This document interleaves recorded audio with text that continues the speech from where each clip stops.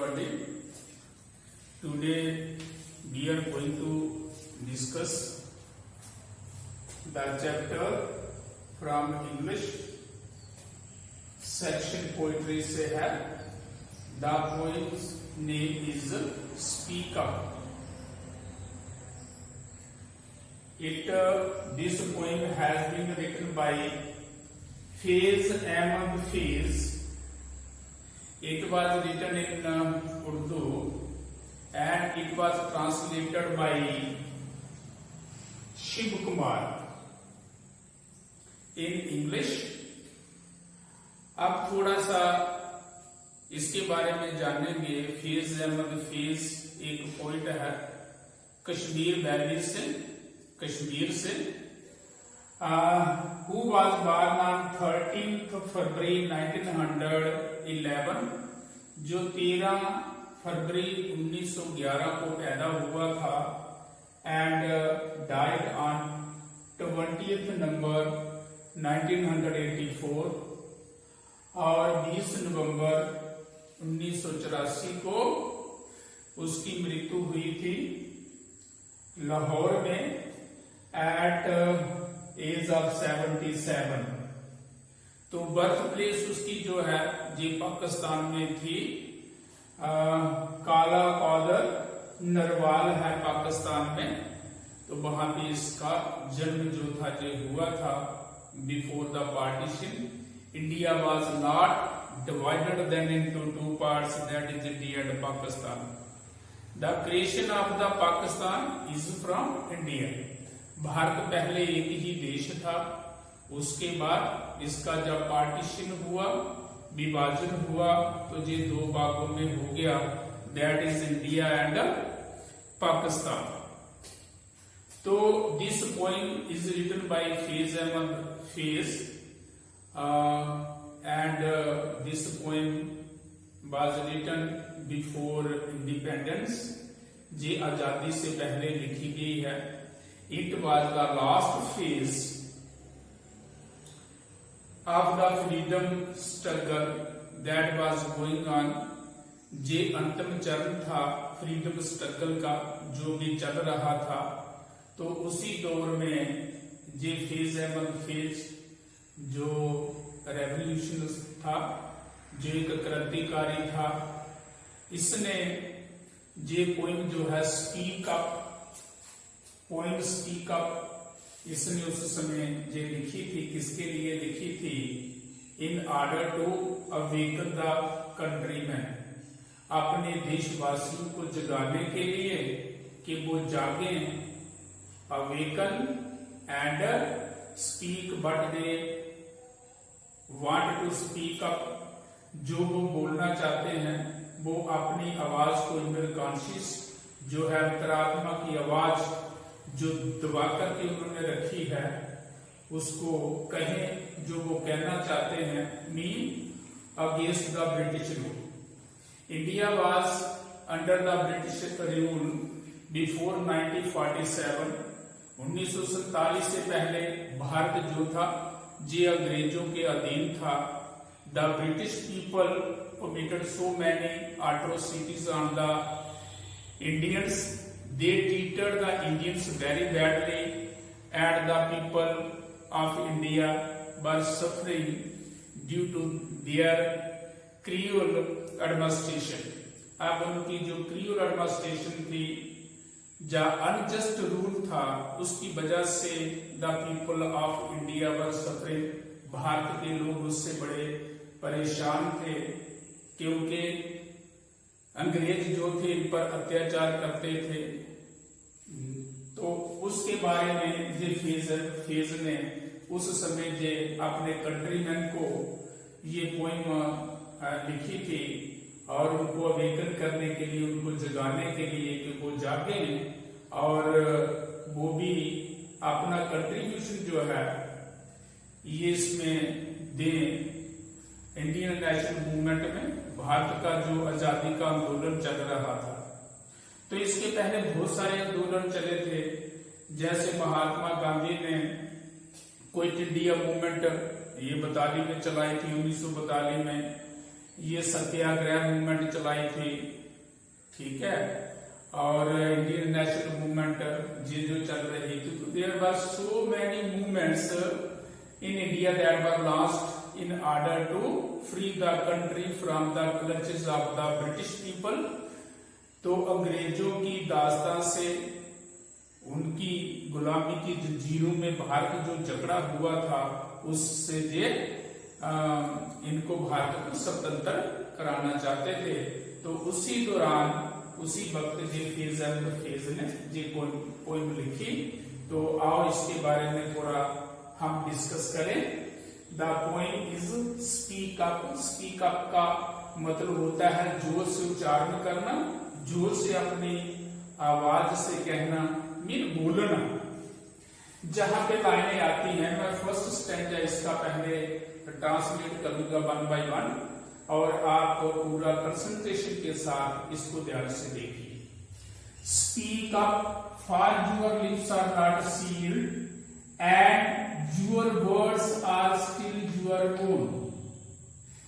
This upright body is yours, speak while your soul is still your own। ये first stanza है हमारा। तो आओ इसमें देखें। Mean in this poem the poet is calling his countryman to speak but they like to speak और but they want to speak. Mean the poet से here that you have your lips and they are not sealed। sealed mean जो seal हुआ हो, बंद हुआ हो, इसको किसी ने, आपके होठों को किसी ने बंद नहीं किया है। You have your own lips and you can speak with the help of your lips। You can say what you want to say। You can speak up what you like to speak up। जो आप कहना चाहते हो वो आप कह सकते हो। It is the right time, ये सही समय है। और इसके साथ add your words are still your own, mean you happen to borrow the words from the others, mean you have your own words from your inner conscious, what is lying inside, what is very inside you, which you have suppressed, your opinion, your से भाव जिनको बोलते हैं, आपने अपने जो भावों को, अपनी संवेदनाओं को जो दबा करके रखा है अपने अंदर, आप बोल नहीं पाते हैं। क्यों नहीं बोल पाते हैं? Due to the fear of the British people. You haven't the right to speak against the British people. So that is why the poet says to his countrymen that you happen to borrow your words, you can speak what is worrying inside you, what is worrying inside you, what are your opinions, but you say this small administrations of the British people, so and your words are still your own। तभी जहां कहता है अपने देशवासियों को संबोधित करता हुआ कहता है, उनको एड्रेस करता है, उनको कॉल करता है, उनको पुकारता है कि अभी आपके जो होंठ है वो सील नहीं हुए हैं, किसी ने इनको सील नहीं किया है। You can speak what you like to speak up with the help of your lips, and you happen to borrow the words from the others to speak up. So you have your own words from your inner conscience, what you feel about the British government, या against the British government. So you should explain it, you should say it. Don't suppress what is in your mind. So this upright body is yours. This upright body means only the human beings have the upright body. Other beings, you see them, they haven't upright body. It is the only human beings whom the God has given the upright body, and with this upright body you are given the power to speak. Mean no other animal, no other being on this earth planet has the power to speak. Only it is the human being whom have the upright body. They have the power to speak. And so the poet calls his countrymen that you should speak up what you like to speak. While your soul is still your own, mean your soul, mean your अंतर आत्मा, आपकी आत्मा अभी आपकी अपनी है. You happen to borrow it from others. Mean the soul that resides inside you, because we are the fragment of God, and the power of that God, that is the spirit, that is the soul that resides inside us. So with the power of your inner consciousness, you can speak, but you like to speak up. So it is the right time, and what you want to say, you can say. So the next stanza is, look there in that smithy. अब smithy जहां पे क्या आती है? Smithy mean होता है लोहार खाना, जहां लोहार जो है लोहे का काम करता है, जहां वो नई शेप देता है. आप उसके पास लोहे का कोई पीस ले जाओ और उसको दो, तो वो अपनी भट्ठी में, अपने ओवन में उसको क्या करता है? हॉट करता है, गर्म करता है. When it becomes red, जब वो लाल कलर का हो जाता है, तो then with the help of the emperor he struck that piece of iron and gives him the shape, but he likes to give that piece of iron.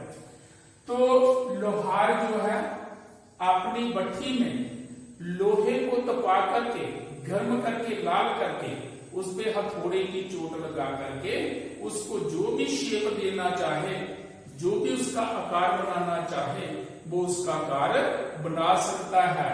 सो कहता है, look there in that smithy, it is red oven, fiery flames. Red oven mean इसमें लाल रंग बताया गया है कि उसके ओवन के बीच, चूल्हे के बीच, या तंदूर इसको बोलिए, ओवन को आप तंदूर बोल सकते हैं. ओवन, लाल तंदूर, वो किससे हुआ है? क्योंकि उसमें आग जलाई हुई है, कोला जल रहा है, तो भट्ठी जो है वो गर्म हुई है. एंड फायरिश फ्लेम्स, और ये जो उसके फायरिश मीन भयंकर, जो उसकी लपटें हैं वो निकल रही है. कहां से? उस भट्टी से. तो फायरिश फ्लेम्स आर देयर मीन, जहां इसमें कभी जो है वो इंडिकेट करता है कुछ चीजों पे. तो अगले लाइन में हम देखें, द पैडलॉक्स. पैडलॉक्स मीन ताले, जो ताले लगे होते हैं, जैसे आप घर में अपने कमरे को ताला लगाते हो, they are called padlocks. Padlocks are already opening their mouths. Padlocks already opening their mouths. ताले जो है वो रेडी हुए हैं, वो तैयार है खुलने के लिए. ताले जो है वो तैयार हुए हैं खुलने के लिए. और कौन सी चीज तैयार हुई है खुलने के लिए?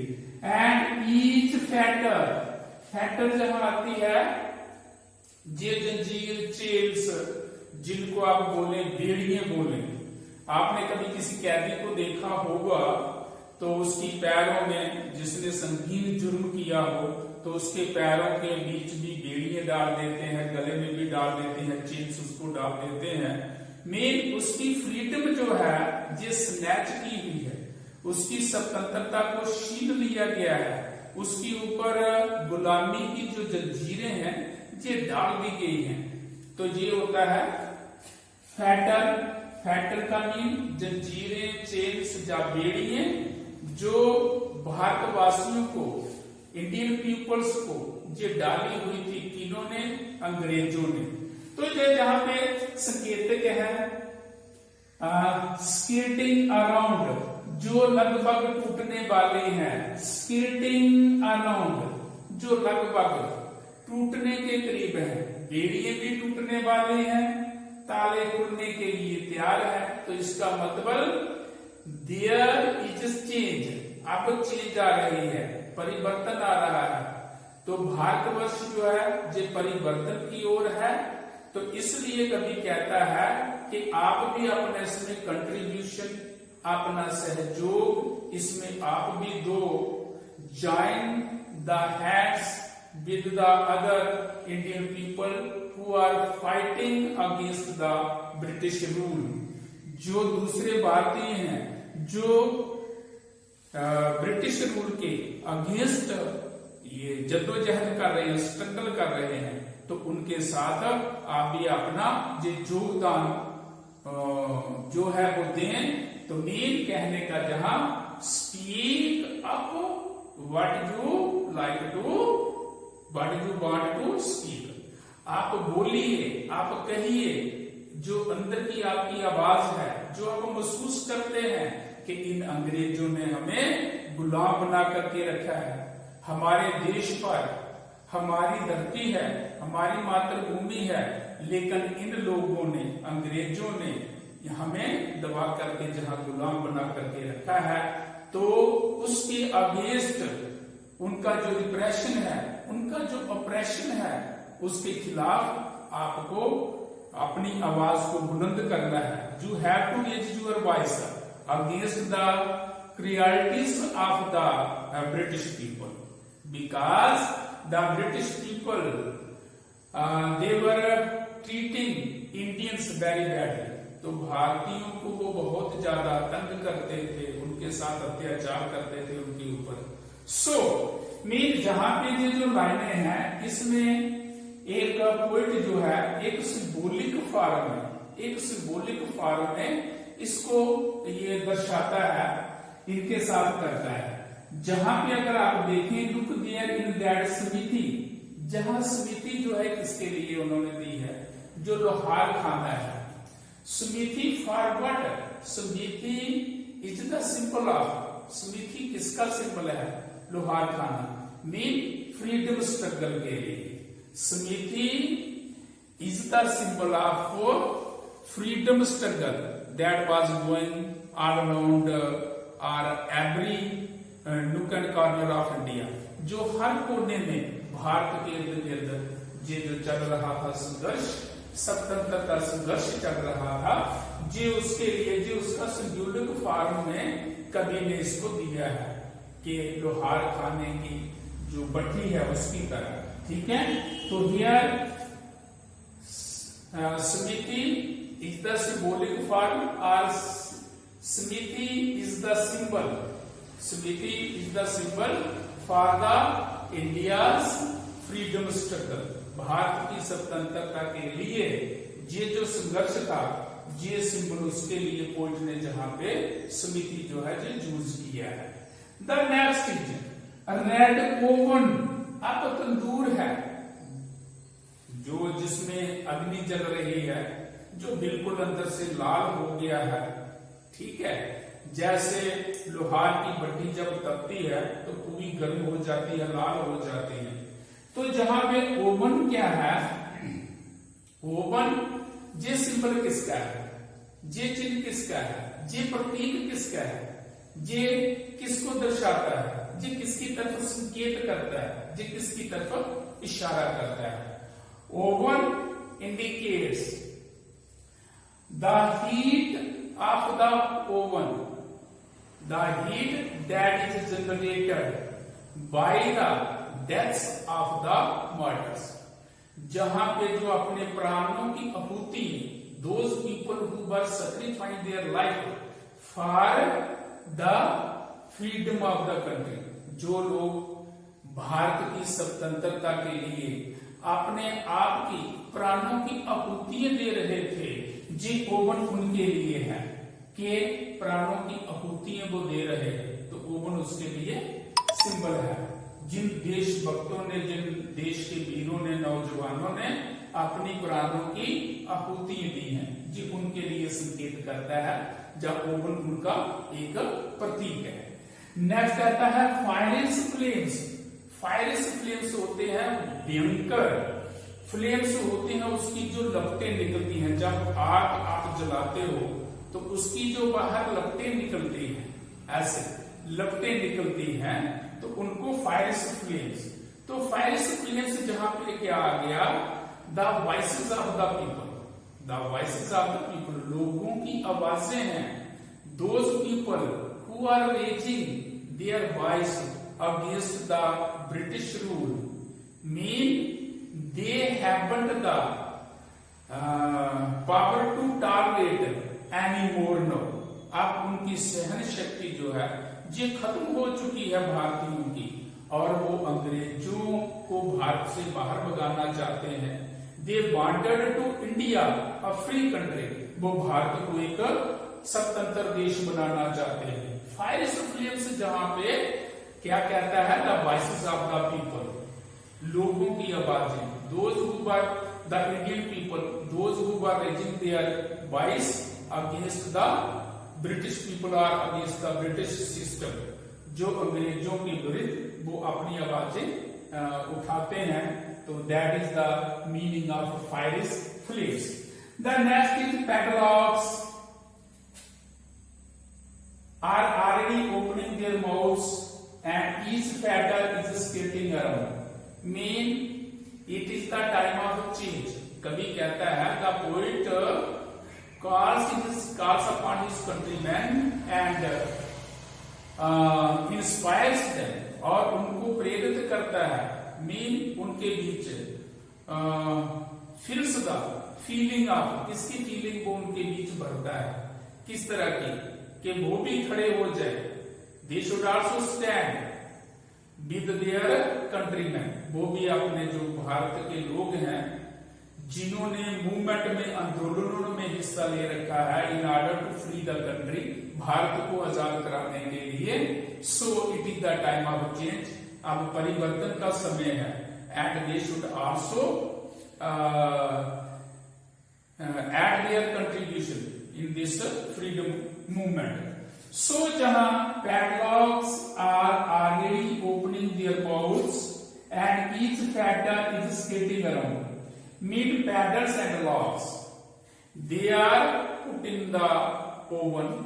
जे ऐसे मानो कि भट्टी में हम कोई मैटर को लेते हैं, उसको भट्टी में डालते हैं। Any matter, useless matter, useless matter जहां आ गया, हमारे लिए यूजलेस जो कौन थे, हमारे लिए अंग्रेजी हुकूमत, British government, that was useless, तो उनके लिए जो इशारा करते हैं पैडलॉक्स एंड फैक्टर। तो ये जो है they are in the oven, जे अभी भट्टी में है, एंड लोहार की भट्टी में है, तो ये अपना मुंह जो है जो खोलने को तैयार हो रहे हैं, और कड़ियां जो है, चेन्स जो है ये टूटने वाली हैं। मेन अभी हम फ्रीडम मूवमेंट के लिए जो संघर्ष चल रहा है उसमें बस अभी परिवर्तन आने वाला है, देश आजाद होने वाला है, तो उसमें आप भी अपना योगदान दें। द पोइट हियर सेज, कवि का जहां कहना है कि change is going to come, अभी परिवर्तन आने वाला है, तो it is your duty, it is the duty of every Indian, every countryman, so you should also participate in this struggle movement for freedom। तो इसमें आजादी के आंदोलन में आप भी भाग लें, अपना योगदान दें, and raise your voice against the cruelties of the British people। So next line is speak up now, it is the time to speak up now, mean it is the right time, for times running out, it is the right time to speak up now, but you want to speak, but you want to say, you can say it is the right time. It is the right time because the time is very short. Time is marching at its constant speed. It will never stop for anybody. Time and tide, as you know, wait for none. Time and tide, wait for none. जैसे समय किसी का इंतजार नहीं करता है. It is marching, ये चल रहा है. It is marching. It will never stop for anybody. जी किसी के लिए रुकता नहीं है. So कहता है speak up now, for time's running out. समय जो है ये ही जा रहा है, छूट रहा है. ठीक है. So before your body and mind fade away, you must see that before your body and mind fade away. If your body and mind weak हो जाता है, कमजोर हो जाता है, then what can you do? If you haven't the power to stand up and if you haven't the power to speak, when you are weak, you cannot speak. So कहता है कि इससे पहले कि आपका ये जो माइंड, आपका जो मन है, जो मन की शक्ति है, जो मन की आप में ऊर्जा है, वो कमजोर हो जाए, जब ऊर्जा आ जाए और आपका शरीर कमजोर पड़ जाए, उससे पहले आपको जो कुछ कहना है वो कहिए. और कहना क्या है कि अंग्रेजों के खिलाफ जिन्होंने हमारे देश पर कब्जा करके रखा है और हमारे पर वो राज्य कर रहे हैं, उनके अगेंस्ट अपनी आवाज को बुलंद करना है और फ्रीडम स्ट्रगल, जो फ्रीडम मूवमेंट चल रही है, उसमें अपना योगदान देना है ताकि हम भारत को स्वतंत्र करा सकें. Tell us, for truth is not yet dead. Speak whatever you have to say. The poet here asks his countrymen, or tells his countrymen, that truth is not yet dead. Truth is internal. It never fades away. It never dies. It is eternal. It remains forever. सच्चाई जो है ये हर समय रहती है. When we were born, the truth was there. When we will be no more on this earth planet, the truth will prevail.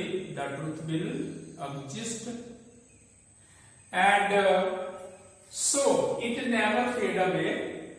And the poet says, but you want to speak up, you should speak. It is the right time. That there is a change is occurring, and the padlocks are opening their mouths.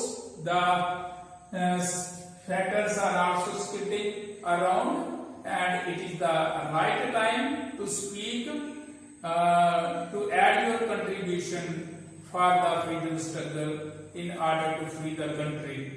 अपने देश को स्वतंत्र कराने के लिए सत्य अभी मरा नहीं है.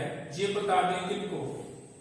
अंग्रेजों को. Those who are treating Indians badly, जो भारतवासियों को बड़ी मुश्किल से, बुरी तरह से उनके साथ व्यवहार करते हैं, उनको ये बताना है कि ट्रुथ अभी है. ट्रुथ किसका है? That we are Indian, your father, and you are ruling in our country, और आप हमारे देश पर राज करते हो. तो यही एक ट्रुथ है, जो सच्चाई है, वो सच्चाई है, वो हमेशा रहती है. इसलिए we have to fight against the British rule in order to free the country. इसलिए हमें अपने देश को आजाद कराने के लिए भारत के खिलाफ जो है लड़ना है. अभी सच्चाई जो है ये मरी नहीं है. चलिए इसके बाद जो थोड़े से आते हैं हमारे पास जे मेटाफर्स. इसमें क्या है, कवि ने कहां ये मेटाफर्स यूज किए हैं. जैसे स्मिथी, जहां पे आपको पता है किसके लिए इसका वो किया गया, किसके साथ कंपैरिजन किया गया. तो मेटाफोर होते क्या है, डायरेक्ट कंपैरिजन होता है किसी के साथ।